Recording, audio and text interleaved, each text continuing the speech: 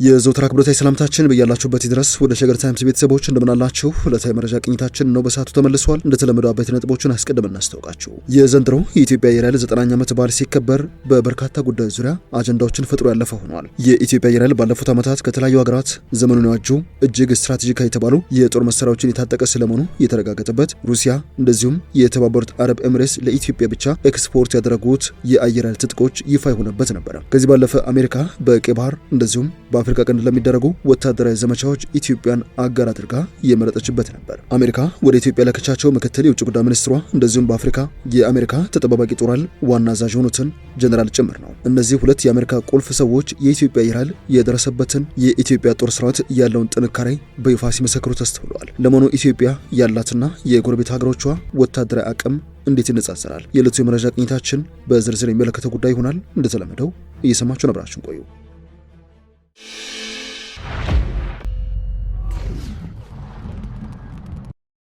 ወደ ዝርዝር ጉዳያችን አመራን። የኢትዮጵያ አየር ኃይል 9ኛ ዓመት ክብረ በዓልን አስመልክቶ ጠቅላይ ሚኒስትር አብይ አህመድ ባደረጉት ንግግር እንደ ፈረንጆቹ 2030 የኢትዮጵያ አየር ኃይልን አቅም ወደ 5ኛው ትውልድ ለማሸጋገር እቅድ መያዙን ሲናገሩ ተደምጠዋል። 5ኛው ትውልድ ወይንም ፊፍዝ ጀነሬሽን ዘመነኛ ውጊያ አቅም ያላቸው ምጥውቅ የጦር መሳሪያዎችን ያካትታል። ጠቅላይ ሚኒስትሩ በንግግራቸው የኢትዮጵያ አየር ኃይል አቅም የሚገኝበትን ዘመናዊ ቁመና በመግለጽ ሀገሪቱን ለሚገዳደሩ ኃይሎች ማስጠንቀቂያ ያዘለ መልእክት አስተላልፈውም ነበረ። ለአብነት ያክል ሚግ 21 ላይ ቆመው የቀሩ ላሏቸው ሀገራትም ኢትዮጵያ ሉዓላዊነቷንና ጥቅሟን ለማስጠበቅ በተጠንቀቅ የሚጠባበቅ ጠንካራ አየር ኃይል እንዳላት የሚጠቁም ንግግርም ማድረጋቸውን የተሰማው። በቀጣይ 5 ዓመታት ውስጥ የኢትዮጵያ አየር ኃይል በዘመናዊ መሳሪያ እንደዚሁም በሰው ኃይልም ከ4ኛው ትውልድ ወደ 5ኛው ትውልድ እንደሚሻገር አስረግጠውም ተናግረዋል። የኢትዮጵያን አየር ኃይል 9ኛ ዓመት በማስመልከት በተዘጋጀው አቪዬሽን አውደ ርዕይ ላይ የአየር ኃይሉ ዘመናዊ አውሮፕላኖች ለጉብኝት በቅተዋል። አየር ኃይል ተቋማዊ ብቃቱን የሚያሳዩ ትዕይንቶችን አቅርበዋል። የጦርነት አዙሪት በማይርቀው የአፍሪካ ቀንድ ውስጥ ሱዳን በርስ በርስ ጦርነት ስትታመስ፣ ደቡብ ሱዳን በውጥረት ውስጥ ትገኛለች። ከጊዜ ወደ ጊዜ ግንኙነታቸው ይሻከር የመጣው ኢትዮጵያና ኤርትራም የጦርነት ስጋት እያንዣበባቸው ይገኛል። በዚህ ወቅት ኢትዮጵያና ጎረቤት ሀገራት ያላቸው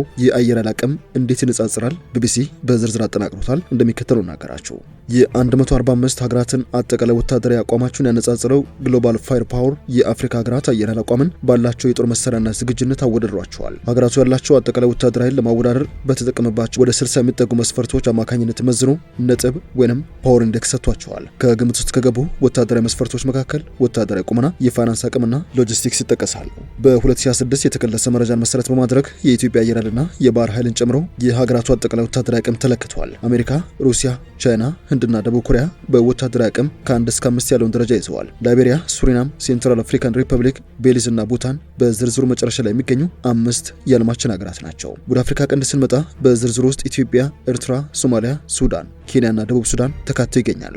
የአየር ኃይሎችን ጥንካሬ እንደዚሁም የመሳሪያ ክምችትና ዝግጁነት ለማነጻጸርም 9 ዝርዝሮች ቀርበዋል። ከነዚህ መካከል አጠቃላይ የአውሮፕላን ብዛት ወይንም ኤርክራፍት ቶታል፣ ተዋጊዎች ወይንም ፋይተርስ እንደዚሁም የተዋጊዎች አይነት አታክ ታይፕስ ይጠቀሳሉ። አውሮፕላኖችና ሰው አልባ አውሮፕላኖች ወይንም ድሮኖችን ጨምሮ ሌሎችም የአየር ኃይል መሳሪያዎች እንደዚሁም የተዋጊዎች ማሰልጠኛ አውሮፕላኖችም ይገኙበታል። ከዚህ በተጨማሪም ለዩ ተልዕኮ የሚፈጽሙ አውሮፕላኖች ወይንም ስፔሻል ሚሽን እና የተዋጊ አውሮፕላኖች ነዳጅ ጫኝ ወይንም አመላላሽ ታንከር ፍሊት ተካተዋል። በመጨረሻም ሄሊኮፕተሮች እና ጥቃት የሚፈጽሙ ሄሊኮፕተሮች አታክ ሄሊኮፕተርስ በዝርዝሩ ተጠቅሰዋል። ግሎባል ፋየር ፓወር ያካተታቸው መረጃዎች ለመጨረሻ ጊዜ በድረገጹ ላይ ወጡት በአዲሱ የፈረንጆች ዓመት 2026 መግቢያ ላይ ነው። ይህ የሀገራት ወታደራዊ አቅምን የሚመዝነው ተቋም መረጃዎችን የሚያጠናቅረው የተለያዩ ይፋ መረጃ ምንጮችን መሰረት በማድረግ በመሆኑ ሀገራቱ በሚስጥር የሚይዟቸውን መረጃዎች አያካትትም። በዚህ መሰረት ኢትዮጵያ ምን ላይ ትገኛለች የሚለውን በቅድሚያ እንመልከት። ኢትዮጵያ ከ145 ሀገራት መካከል በወታደራዊ አቅም 47ኛ ደረጃ ላይ ትገኛለች። ግሎባል ፋየር ፓወር ለሀገራት በሚሰጠው ኃይል ምዘና ነጥብ ወይንም ፓወር ኢንዴክስ ላይ ለኢትዮጵያ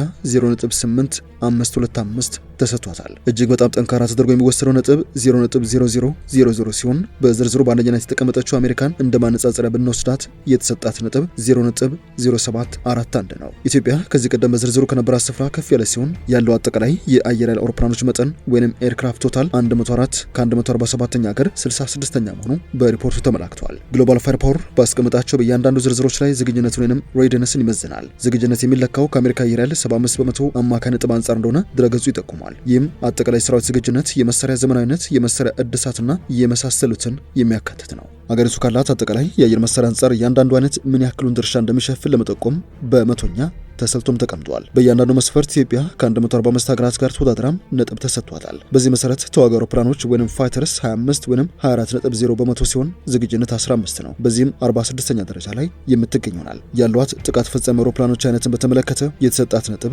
በሪፖርቱ መሰረት 0 ነው። አውሮፕላኖችና ሰው አልባ አውሮፕላኖችን ወይም ድሮኖችን ጨምሮ ሌሎች የአየር መሳሪያዎችንም ትራንስፖርት ፊክስድ ዊንግ 9 ሲሆን ይህም 8.7 በመቶ ነው። ዝግጁነት 5 በዚህም 42ኛ ደረጃ ላይ ትገኛለች። የተዋጊዎች ማሰልጠኛ አውሮፕላኖች ወይም ትሬነርስ 34 በቅንፉ 32.7 በመቶ ሲሆን ዝግጁነቱ 20 ነው። በዚህም 48ኛ ደረጃ ላይ የምትገኝ ይሆናል። ከዚህ ውጪ ልዩ ተልዕኮ የሚፈጽሙ አውሮፕላኖች ወይም ስፔሻል ሚሽንስ 0፣ አውሮፕላኖች ነዳጅ ጫኝ ወይም አመላላሽ ታንከር ፍሌት 0፣ ሄሊኮፕተሮች 33 ወይም 30.7 ሲሆን ዝግጁነት 20 በዚህም 67ኛ ደረጃ ላይ ተቀምጣለች። ጥቃት የሚፈጽሙ ሄሊኮፕተሮች ወይም አታክ ሄሊኮፕተርስ 7 ሲሆን 6.7 በመቶ ማለት ነው። ዝግጁነቱ 4 በዚህም 38ኛ ደረጃ ላይ ትገኛለች። ጎረቤት ሀገር ኤርትራን ስንመለከት ኤርትራ በወታደራዊ አቅም ከ145 ሀገራት መካከል 119ኛ ስፍራ ላይ ትገኛለች። ለሀገራት በሚሰጠው የዓለም ምዘና ነጥብ ወይም ፓወር ኢንዴክስ ላይ ለኤርትራ 2.684 አንድ ተሰጥቷል። ኤርትራ ከዚህ ቀደም በዝርዝሩ ከነበራት ስፍራ ከፍ ማለቷ እየተገለጸ ነው። በጥቅሉ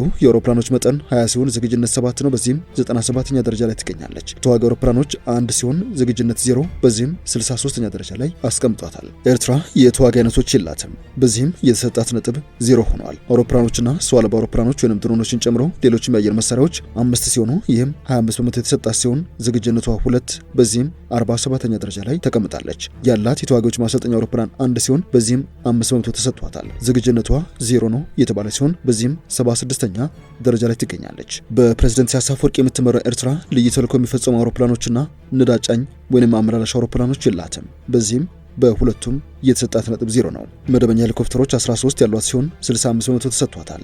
በዚህም 83ኛ ደረጃ ላይ ትገኛለች። ጥቃት የሚፈጽሙ ሄሊኮፕተሮችን በተመለከተ 6 የታጠቀ ሲሆን 30 በመቶ ነጥብ ተሰጥቷታል። በዚህም ዝግጁነቷ 2 ሲሆን 39ኛ ደረጃ ላይ የምትገኝ ይሆናል። ሶማሊያን ስንመለከት በጥቅሉ ወታደራዊ አቅም ከ145 ሀገራት 137ኛ ደረጃ ላይ የምትገኝ ሲሆን ለሀገራት በሚሰጠው የዓለም ምዘና ነጥብ ሶማሊያ 3.7393 ተሰጥቷታል። ምንም እንኳን ከዚህ ቀደም ከነበራት ስፍራ ከፍ ማለቷ የግሎባል ፋየር ፓወር ድረገጽ መረጃ የሚጠቁም ሲሆን አጠቃላይ አውሮፕላኖቿ መጠን 6 ዝግጁነቷ 3 በዚህም 107ኛ ደረጃ ላይ ተቀምጣለች። ምንም አይነት ተዋጊዎችና የተዋጊዎች አይነት የሌላት ሶማሊያ የተሰጣት ነጥብ 0 ነው። አውሮፕላኖችና ሰው አልባ አውሮፕላኖች ወይም ድሮኖች፣ ሌሎችም የአየር መሳሪያዎች፣ የተዋጊ ማሰልጠኛ አውሮፕላኖች እንደዚሁም ልዩ ተልዕኮ የሚፈጽሙ አውሮፕላኖችና ነዳጅ ነው የሚያመላልሱ አውሮፕላኖችን የሶማሊያ መንግስት እስካሁን ድረስ አልታጠቀም። በእነዚህ ሁሉ መለኪያዎች የተሰጠው ነጥብም 0 ነው። የሶማሊያ መንግስት ያሉት ሄሊኮፕተሮች 6 ሲሆኑ በዚህም 9ኛ ደረጃ ተሰጥቶታል። ዝግጁነቱ 3 ነው። ነገር ግን ጥቃት የሚፈጽሙ አንድም ሄሊኮፕተሮች የሌሉት የኢትዮጵያ ጎረቤት ሀገር መንግስት ሆኗል የሶማሊያ መንግስት። በእርስ በርስ ጦርነት ውስጥ የምትገኘው ሱዳን ስንመለከት ከ145 ሀገራት ወታደራዊ አቅሟ 66ኛ ደረጃ ላይ የሚገኝ ሲሆን ለሀገራት በሚሰጠው የዓለም ምዘና ነጥብ 1.3563 ተሰጥቶታል። ሱዳን ከዚህ ቀደም ከነበረችበት ስፍራ ከፍ ያለ ሲሆን በጥቅሉ የአውሮፕላኖች መጠን 183 ሲሆን ዝግጁነቷ 92 ነው። በዚህም 47ኛ ደረጃ ላይ ትገኛለች። ተዋጊዎችን በተመለከተ 37 ተዋጊዎች ያሉት ሲሆን በዝግጁነት 19 በዚህም 41ኛ ደረጃ ላይ ትገኛለች።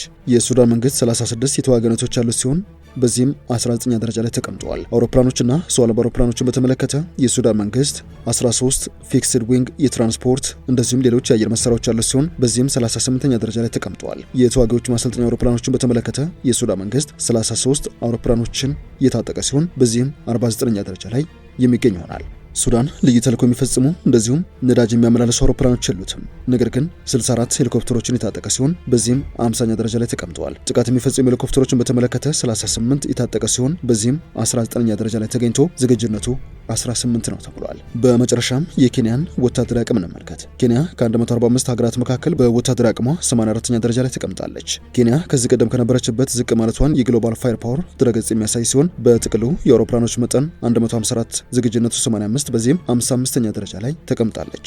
የኬንያ መንግስት 17 ተዋጊዎች ያሉት ሲሆን በዚህም 50ኛ ደረጃ ላይ ተቀምጠዋል።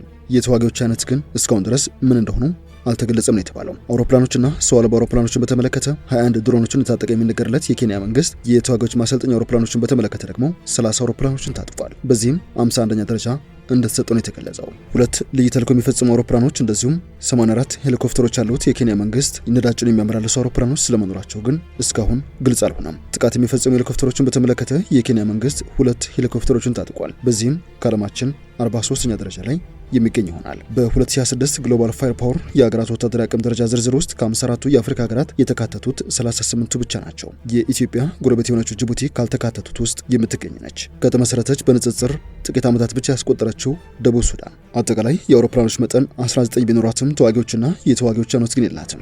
4 የአውሮፕላኖችና ሰው አልባ አውሮፕላኖች ብቻ ያላት ደቡብ ሱዳን ልዩ ተልዕኮ የሚፈጽሙ ነዳጅ ነው የሚያመላለሱ ሄሊኮፕተሮች ግን እስካሁን ድረስ እንዳልታጠቀ መረጃው ያሳያል። በጥቅሉ ወታደራዊ አቅም ሲታይ ከአፍሪካ ከ1 እስከ 5ኛ ደረጃ ላይ የሚገኙት ግብጽ፣ አልጄሪያ፣ ናይጄሪያ፣ ደቡብ አፍሪካና ኢትዮጵያ ናቸው። ከኢትዮጵያ ጎረቤት ሀገራት መካከል ከአፍሪካ በወታደራዊ አቅም ጥንካሬያቸው የተመረጡት ሱዳን 9ኛ፣ ኬንያ 12ኛ፣ ደቡብ ሱዳን 23ኛ፣ ኤርትራ 25ኛና ሶማሊያ 34ኛ ደረጃ ላይ ይገኛሉ። ወደ ሸገር ታይምስ ቤተሰቦች የዕለቱ የመረጃ ቅኝታችን አበቃ። ስላደመጣችሁን አመሰግነን። በያላችሁበት ሰናይ ጊዜ